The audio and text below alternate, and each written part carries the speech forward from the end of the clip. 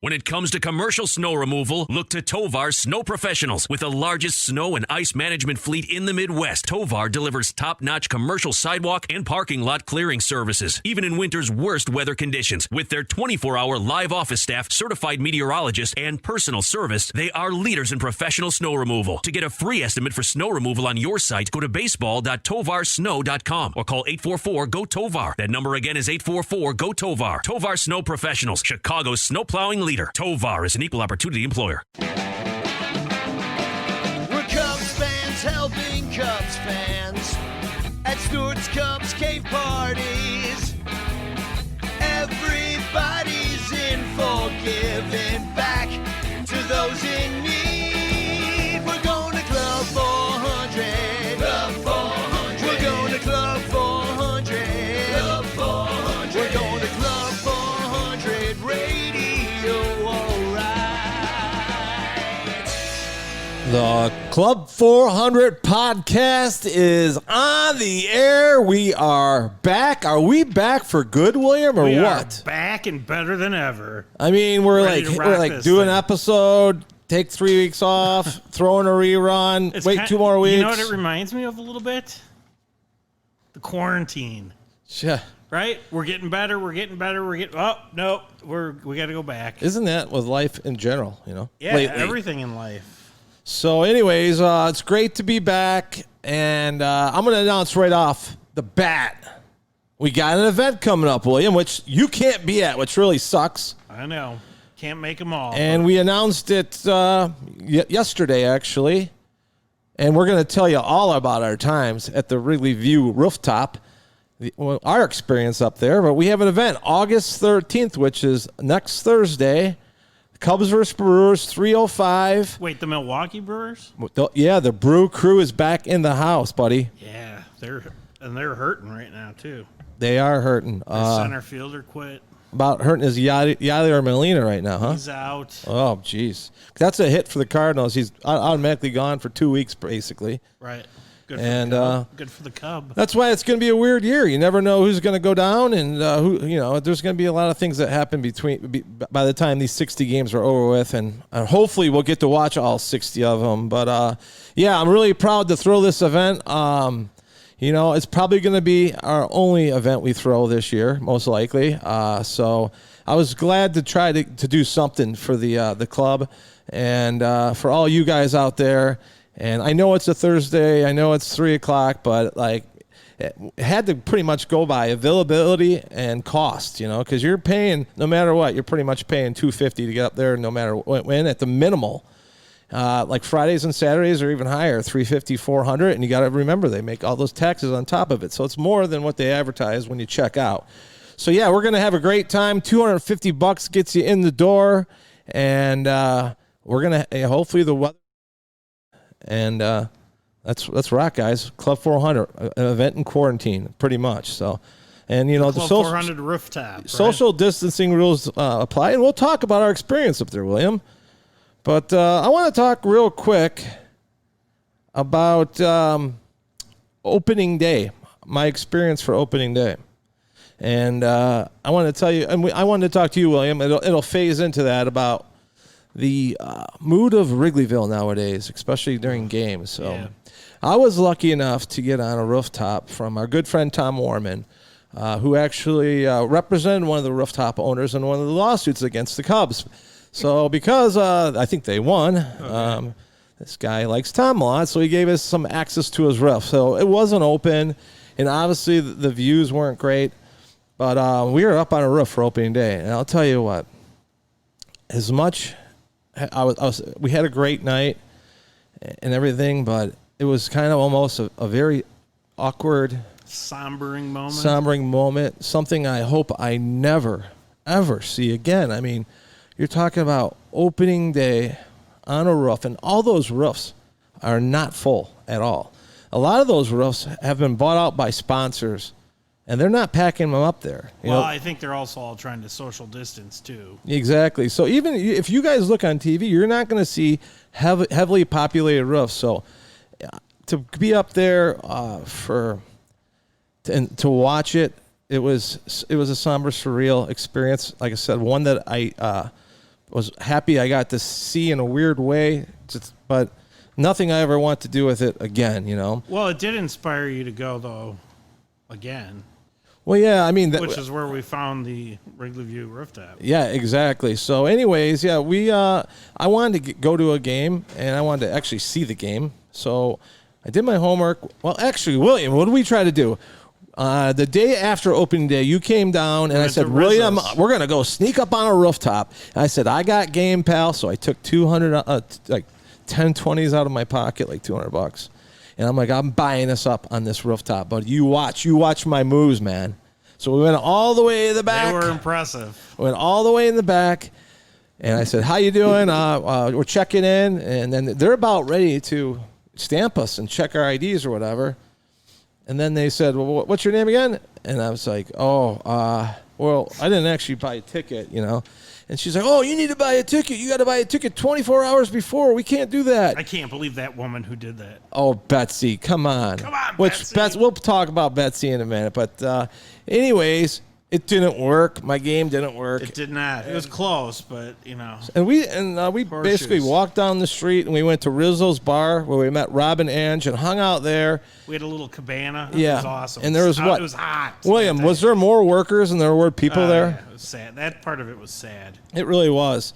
That was a sombering experience, too. And, you know, we walked a couple of different other places, and they were all dead, and then we went home. And then we go to Wrigley View Rooftops. Now, that's wrigleyview.com. Check them out. We highly support them.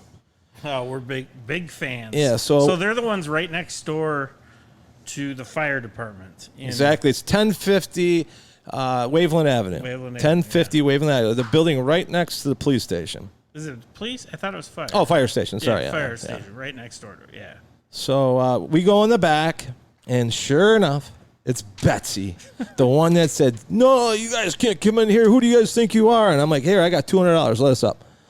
I mean, I did float the $200 in the air. They weren't taking it. They weren't having it. So I said, guess what, Betsy? We're back.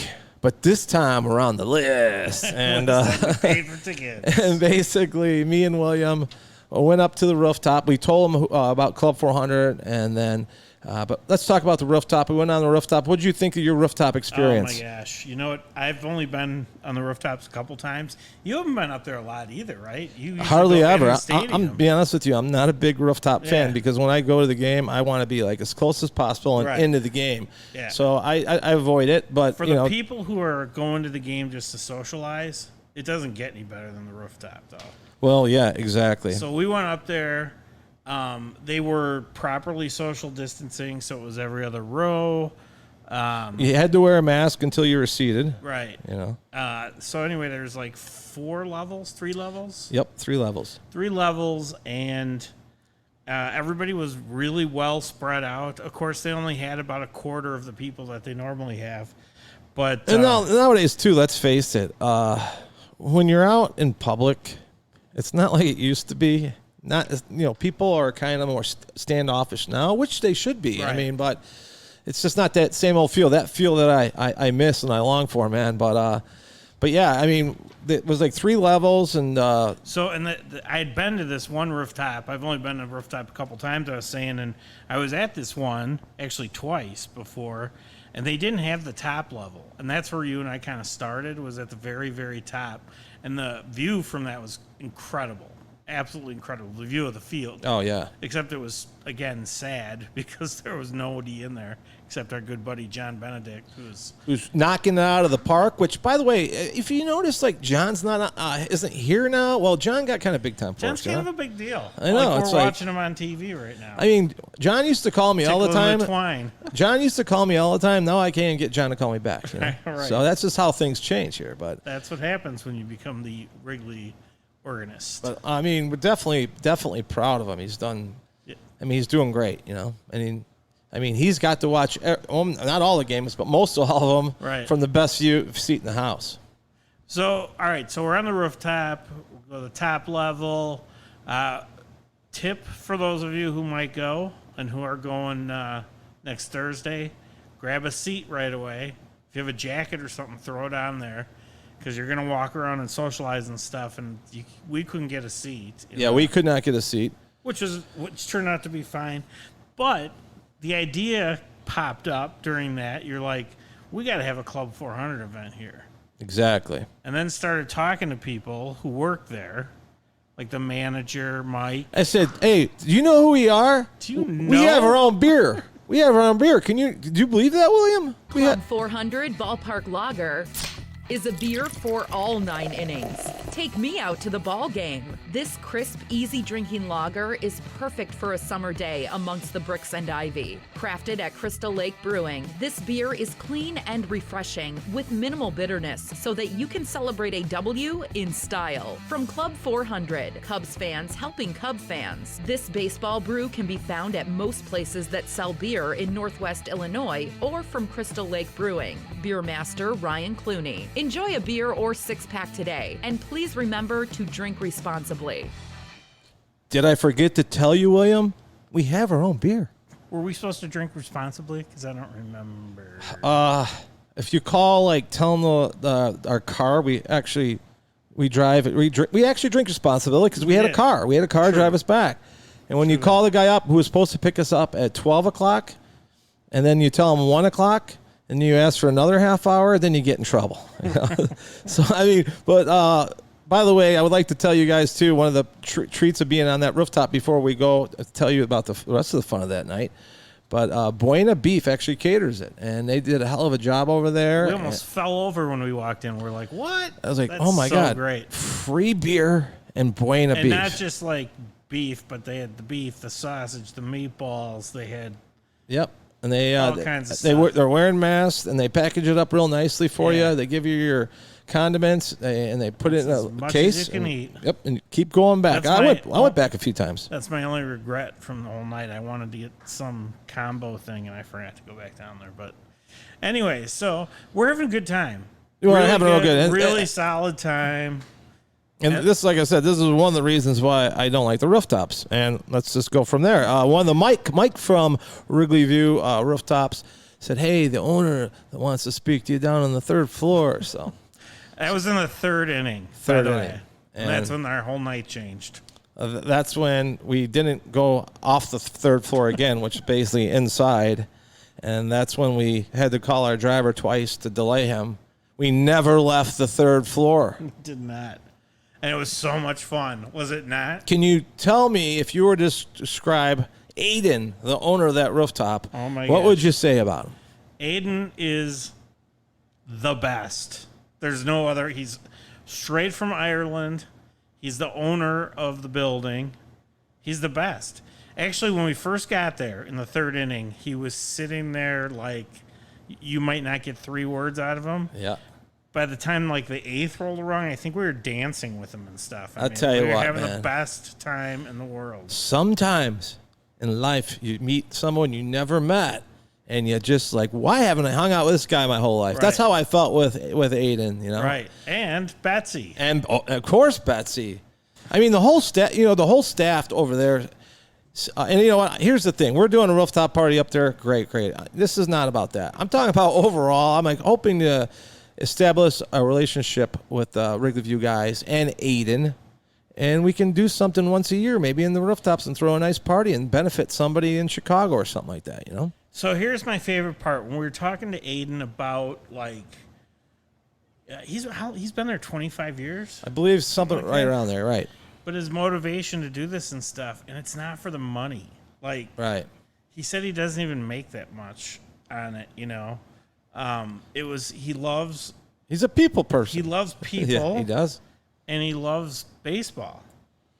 And he happens to live in one of the rooftop And buildings. I'll tell you one thing. If he ever listens to this, he better get his butt over to Club 400 because, we'll roll out the red carpet for Aiden, man, for sure. Can I just, to that point, real small, tiny point, what's the deal with people from the city who think it's a lot further to come out here than vice versa? Well, don't you know, city people don't leave the city. They don't. Except for now, You're maybe. where? I think everybody's leaving the city nowadays. Right. But Can't if afford to live there, you live in Chicago, Yeah, but they're like, where? Lake in the Hills? What? Well, yeah. And you know what? That's what I tell Ricketts, whenever anybody mentions anything to me, to Ricketts, everybody tells me, oh, I can't believe it lives that far.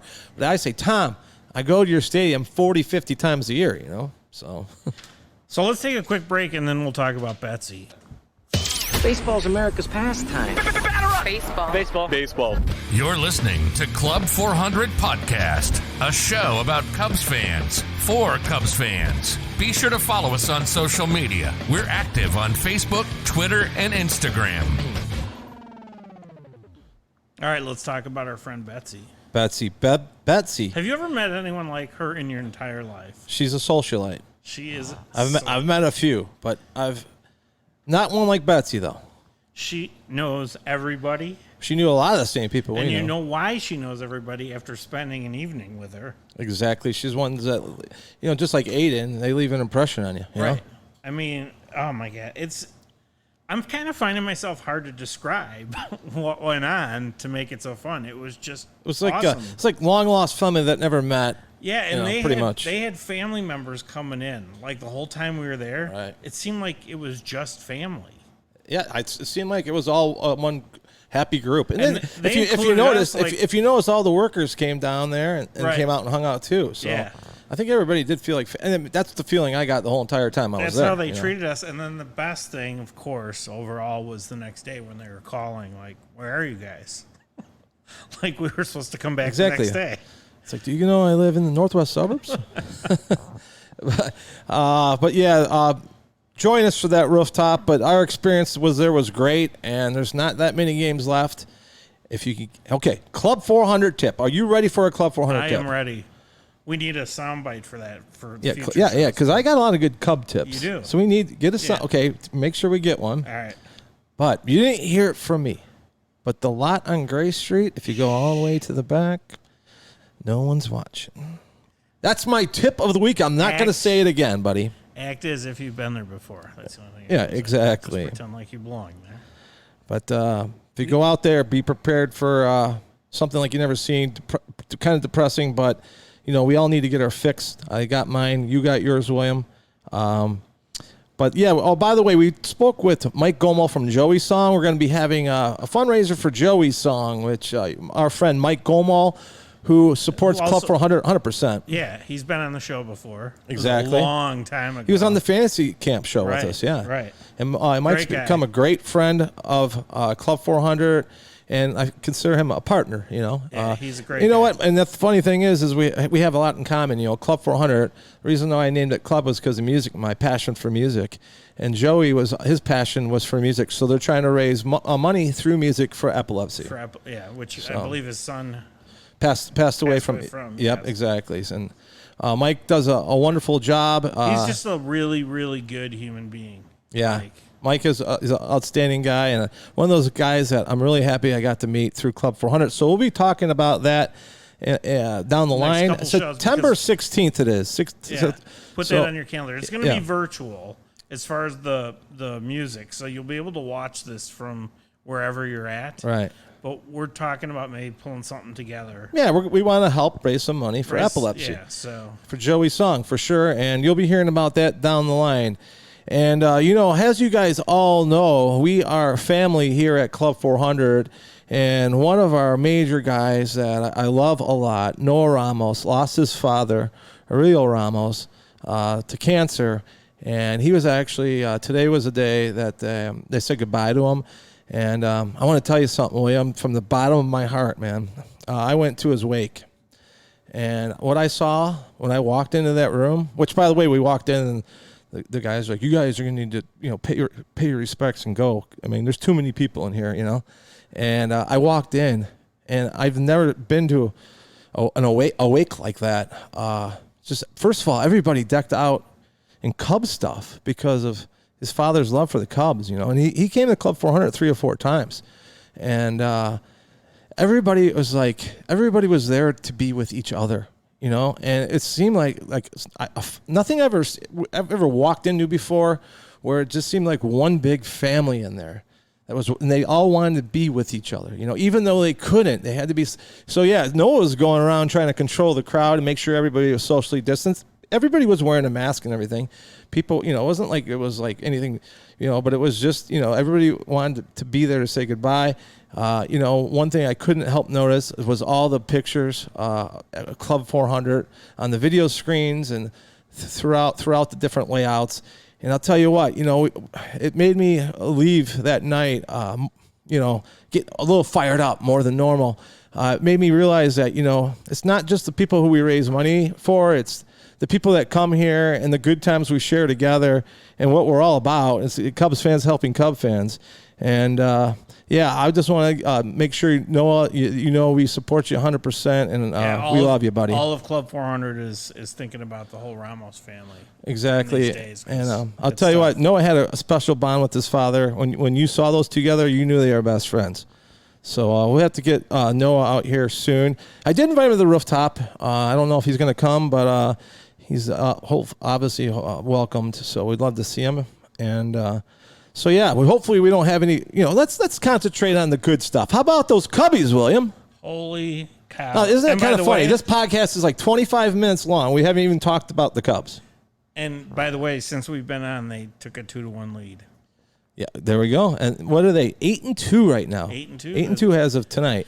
And actually, they're winning. If they win tonight, they're going to be. It's a 3-way tie for the best record in baseball. Can you believe it? What has been your take, William, overall on just this year's experience of watching baseball with everything that's going on, the fake noise, no fans, Well, all right. First of all, I got to say my two favorite teams are the Cubs and the Minnesota Twins, and they're two of the three teams that have the best record. So I've seen nothing but winning baseball. Yes, it's very weird without fans. It's very weird with the delayed noise that they pump in and that kind of thing. But overall, the Cubs, you know what? I think they have a whole new fire in their belly, because Rossi's their manager. I think there's a difference in the way that the veterans and the whole batting order is actually really producing well. And I think also the DH for the Cubs is as big as for any team in the National League. That's a huge, huge position. Right. Rizzo made a statement the other day that they know this team is going to get broken up in some one way or another, so they're playing for each other, And I thought that was a great point, and you can kind of tell. Obviously the Cubs haven't had any of these virus issues, none whatsoever. I'll tell you what, Danny obviously knows John Baker, and John Baker tells him a few things, and he tells me that these teammates have the ultimate respect for him, and their only goal right now is to win. And as a Cub fan, I'm really proud to see that these guys are, taking this serious. Right. Did you see what Sousa sent out the other day? Steven Sousa Jr.? No, I didn't see that. So he sent out a tweet or text or whatever, one of those. It must have been a tweet. And he's angry. He is pissed and actually calling out the Cardinals and the Marlins because it's been found now that these teams went out. The Cardinals actually went to a casino in Milwaukee when they were playing there. Stupid. And then they all started getting it. And what he was saying in not so nice terms is dudes, I'm on a 1-year contract. Right. This is my livelihood, And everybody who's playing in Major League Baseball right now who decided to play this year is sacrificing and taking a huge risk. And so, if you're like Sousa, who's probably on a more minimal kind of contract, a lot of these guys are. Yeah, this is. There's only 20 opt-outs. Right. There wasn't many. And then look at how the Cubs are playing, and if they keep this up and they get a real shot at this, if this thing falls apart we're already a sixth done with the season. There's only 60 games. This is game 10.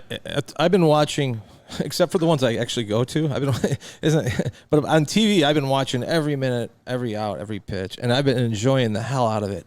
You know what I enjoy more than anything, William, is waking up knowing there's going to be a game on that day. Just knowing that I got 3 hours later in my day that I can watch a baseball game and relax, And just that one game where I think it was game 2 or game 3 when they the bullpen came in and they blew that game. I was so mad, but I was so happy. I was just so happy because I cared again about something. Right. No, it's great. Yeah, and so I'm one of those guys. You know, not like Al yelling every day. He's got an article out about how baseball should shut down. I'm like, Al, come on, buddy. Let's try to be positive here. Right. I need this. I think not only do I need it, I think you need it. I think everybody needs it. We need diversions. Thank God we got sports back. Basketball's back. NBA's back. You know what? There's something to turn the TV on at night besides Netflix. Yeah, exactly. So. Hey, we're going to take a quick break here, but then when we come back, let's talk about the Marquee Network. And what you think about that. All right. Sounds good, buddy. And now you see all these people walking around with the Q-tips hanging from their earlobes. What else? The iPods, right? I don't do iPods. I come from, the Walkman, right? You had the Walkman, you clipped it to your belt, the cord and everything, right? I don't do iPods, right? And what are these people listening to? They're listening to podcasts, right? I know my favorite podcast is Club 400 podcast, right? Stories about Cub fans. I put that on in my Walkman, right? All right. Where the hell did you get that from? I called Sebastian. He's a local guy here. Was that Andrew Dice Clay? No, you know who that is, right? Sebastian Maniscalco. Oh, yeah. Same guy, same isn't guy. it? Yes. 20 years later, same guy. Exactly. Kind of, actually. So, how do you feel about the Marquee Network? Well, I've had it the whole entire time. Yeah, but it's way different now that the games have started. I think that these guys are learning because I've kind of watching these 8 broadcasts. And, like the first couple games, they didn't have any, like, post-game interviews with anybody on the field. Now, like last night, they had they had a lot more. But I don't understand why they're not carrying the entire press. They could be doing a lot of things better, if you ask me. Of course, they could be. But I think that, they're trying to get through this pandemic. It's not what they had planned, obviously. I mean, we're still doing video calls and chat calls and whatever else. So I think they're just trying to roll with it the best they possibly can. I mean, they're a new network, but they can't use their studio like they're going to use their studio, and they can't do a lot of things. So yeah, there's a lot of things that are handcuffed by. But I will say this: if you recall, when we were at the last, did you say you missed Kelly Crawl? I mean, you didn't say that, did you? Okay. No, you read my mind again, though. Sorry. I totally miss her, man. She's so good. I saw you looking at her signature, I think. I know. Busted. No, you know what? Remember when we went to the convention? By the way, it sounded really nerdy, too. Who's nerdy? No, that sounded really nerdy. Oh, about Kelly Grohl? Well, no, go ahead. All right. Anyway, we went to the convention and we heard that presentation on the Marquee Network and stuff. Yeah. And one of the main reasons they started it, besides revenue, we all know revenue is at the core of probably every decision that's made, is because they were affiliated not with just WGN, but Fox Sports, whatever, Midwest, and there were like 6 or 7 channels, and they had agreements with all of them that they couldn't do things unless they offered it to all the people that were in those from those channels, which really hamstrung them as a network and stuff. So I think it's pretty cool what they're coming up with. I agree with you. They're at a big disadvantage because of the COVID, but they're going to get better once they get their studio back, once they get into the swing of things. They're starting to use a lot more of the former players. Grace was on last night, and Dempster's show, although repeated quite a bit, it's really good. Yeah. No, we'll give them a little chance. Like I said, at least by opening day, Comcast users got it. That put out a lot of fires out there, especially in the Twitter world. But, I mean, I got to give them. This year's kind of like a wash, kind of. So, but speaking of washes, I think that's it for us tonight. William, is there anything else you want to throw out there before we get off the air? Is there anything else? I do want to throw out one thing. All right. We have a new sponsor. Oh, my gosh. We do. I'm so proud of this one, by the way. And we don't have a sound bit for them, but we're working on one. But they're so new. But Jepson's Malort. All right. Love it. So I'm going to do just a little read that I kind of made up. All right. Club 400. I was going to say Club 400 Lager. Oops. Club 400 Podcast brought to you by Jepson's Malort. Kick your mouth in the balls. Nice. It's pretty good one, isn't it? I think Justin Wadelia says it's right. What does Malort taste like? Eating the top of a He-Man's head. I like that. Pretty much, right? We need to have a contest.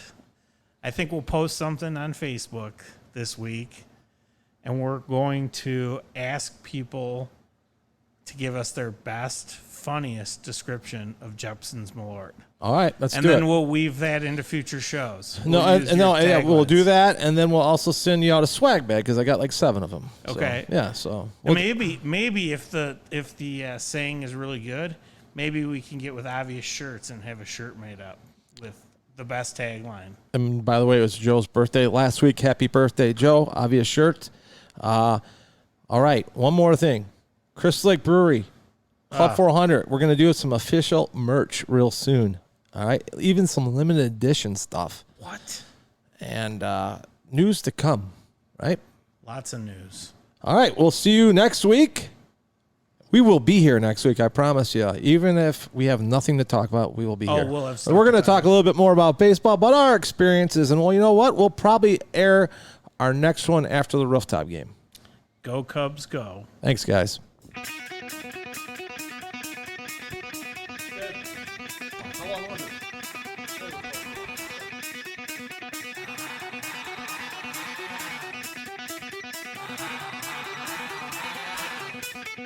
Time